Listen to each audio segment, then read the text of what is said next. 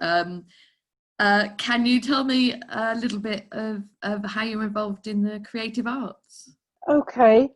I work on exhibitions either with other people, either my partner. We've done some exhibitions in Hartlepool, Berwick-on-Tweed and Blackpool, and that was based on animal slides that we found in an attic, and we set them up into light boxes.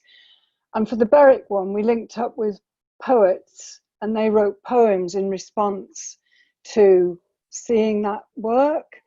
And then we kind of, with lockdown, I had arranged with Bobby Benjamin to put the light boxes in the changing rooms in Pineapple Black, but because of lockdown, it just didn't happen. So I went to see him. Well, Graham and I went to see him, and we're going to do a window display of the light boxes. So that's kind of, so there's found things that are kind of a challenge. What could we do with these? We couldn't possibly throw them away. Similarly, you see all the books behind me? They're all music books. So they're from a library that they'd been withdrawn for many years. And again, when we saw them, we just thought, we want to do something with these. So over lockdown, I've been cataloguing them all, distributing them to people, musicians who were interested. And then I've asked them for photographs, so that I linked up with Jason Hines. Do you know Jason? No, I don't think I do. No, photographer. He's Work Amongst Friends. So I know Jason sort of through stuff I've done. And so that kind of it's like another collection where you kind of respond to. And then just before lockdown, literally days, my partner and I were taking an exhibition with 3 other artists, myself, Claire Baker, Louise Pallister and Nicola Golightly, to Oberhausen, which is Middlesbrough's twin town. And we were due to go on the Monday, and it was postponed till 2021. On the Friday. So that was that. So I've had a studio in Platform Arts, but again, because of the lockdown, I just couldn't cope with it. It was just the rigmarole of getting in and out of the building. I just thought, I can't do this.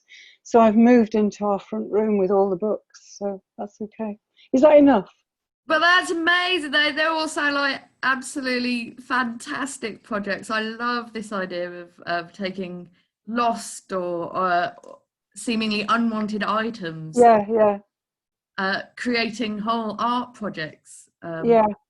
I'm really sorry that lockdowns had such a huge effect on it. Yeah, but on the other hand, what I did do because of lockdown, I was cataloguing this, and I'd seen various things online, and Louise from the Oberhausen, it was called In Common. We were looking at things that people have in common, looking at digital stuff. So I made, for my friend's birthday, the poet, Catherine, I did a small film of one of the slides with somebody reading the poem to go with it.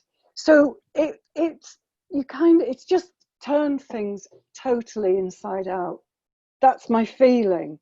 And finding ways, the challenge of finding things where you're connecting with people, but not in the way that you would know. And a lot of my work is through contacts with exhibitions. So it's a real challenge, I think, a real challenge.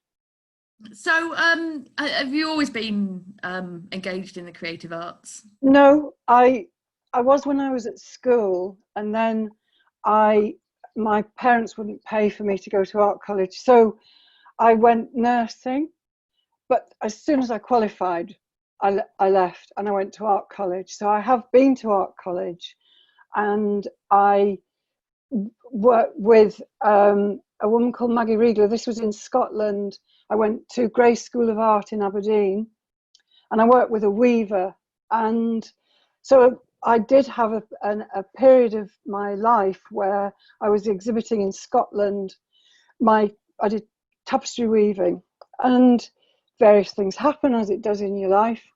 So I came to the Northeast, had some exhibitions, and then I really had to earn some money. So I actually have an academic career, and I have a PhD in visual sociology.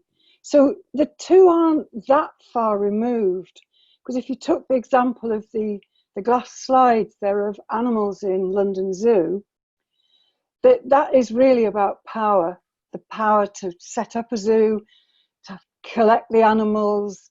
You know, our view of animals now has changed such a lot that it's very pertinent. So it's about the environment. So I'm able to do seminars alongside of the exhibitions.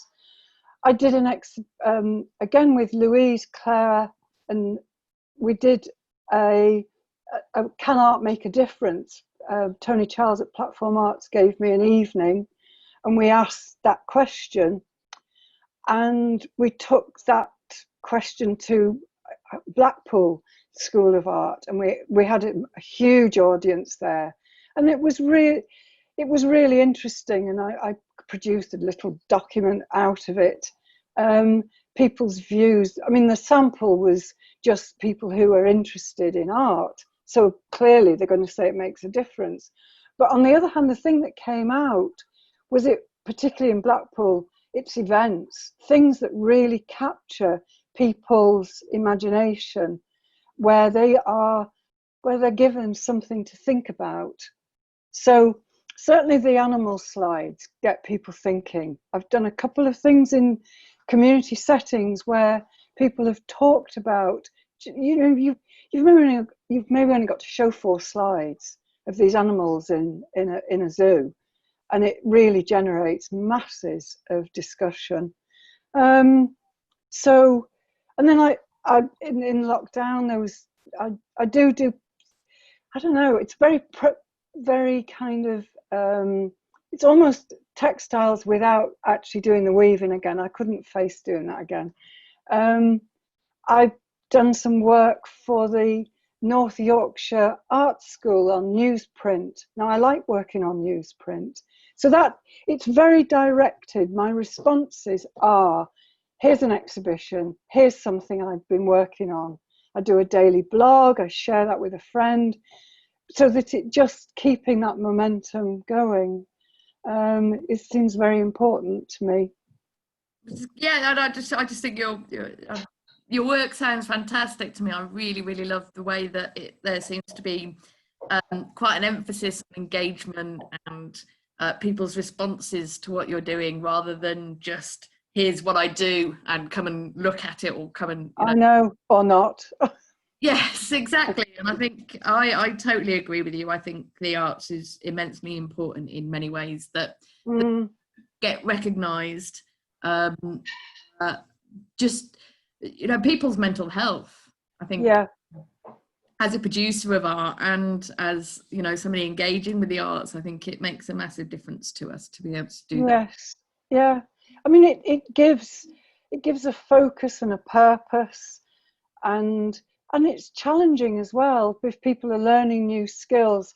I'm interested in materials. I can try things. I mean, I like trying things and saying, well, what if you pour water or set fire to it, or, you know, it's that sort of interest, as well as thinking about what you're doing, you know, what one is doing, and how relevant it is to other people. So with the what's proposed when we went to see Bobby Benjamin was in February to have an exhibition and to have some sort of digital micro poetry going alongside it.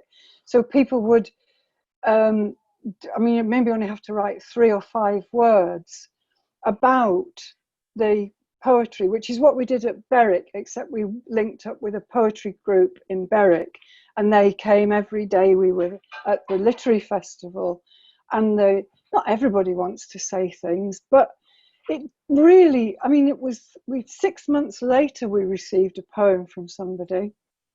Absolutely terrific.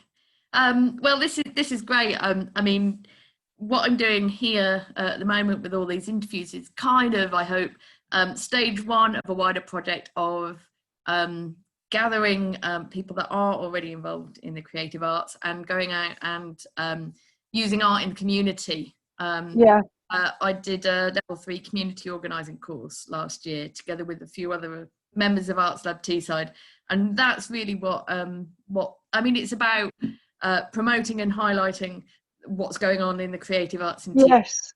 but it's also about